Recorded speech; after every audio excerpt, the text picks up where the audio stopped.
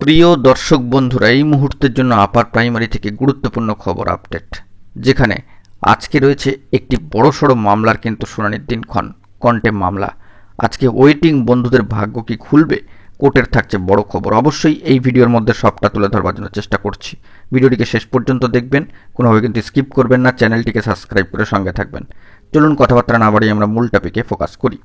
বন্ধুরা, এই মুহূর্তে দাঁড়িয়ে আপার প্রাইমারি থেকে বড় খবর, যেখানে আজকে সেই 11 নম্বর কোর্ট, অনারেবল জাস্টিস তৌব্রত চক্রবর্তী মহাশয়, অনারেবল জাস্টিস পার্থসারথী চ্যাটার্জি মহাশয়ের ডিভিশন বেঞ্চ, যেখান থেকে আপার প্রাইমারি নিয়োগ সংক্রান্ত বিষয় অর্ডার কিন্তু এসেছিল ম্যাট 638। অবশ্যই হয়তো আপনাদের মনে আছে, কিন্তু এটা বলা প্রয়োজন যে এখনও পর্যন্ত নিয়োগের ক্ষেত্রে বাকি থাকা প্রার্থীর সংখ্যা কার্যত 1400+।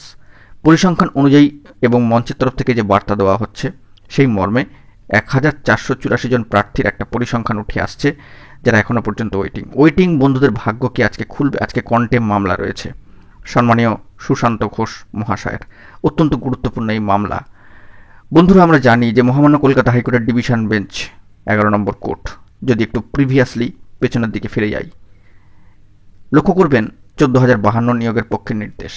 সর্বোপরি সর্বোচ্চ ন্যায়ালয় সুপ্রিম কোর্টের নির্দেশ বহাল মোতাবেক বরাবরই মঞ্চের দাবি যে 14,052 নিয়োগের অবশ্যই কিন্তু এই প্রসিডিওরকে সম্পন্ন করতে হবে। ইতিমধ্যেই আমরা দেখেছি যে West Bengal school service commission অত্যন্ত সুষ্ঠুভাবে প্রথম, দ্বিতীয়, তৃতীয়, চতুর্থ, পঞ্চম দফা কাউন্সিলিংয়ের ফেজ যথেষ্ট সুষ্ঠুভাবে সম্পন্ন করেছে। নন জয়নিং পদ পরিসংখ্যান সংযুক্তির ক্ষেত্রেও অত্যন্ত গুরুত্বপূর্ণ ইনিশিয়েটিভ নিয়েছে West Bengal central school service commission. কিন্তু এত সত্ত্বেও বেশ কয়েকটা দিন অতিক্রান্ত হয়ে গেল, এখনও পর্যন্ত পরবর্তী ফেজ বা পরবর্তী ধাপের যে নোটিফিকেশন বা প্রসিডিওর, সেই সংক্রান্ত বিষয়ে অফিসিয়ালি কোনো বার্তা আসেনি।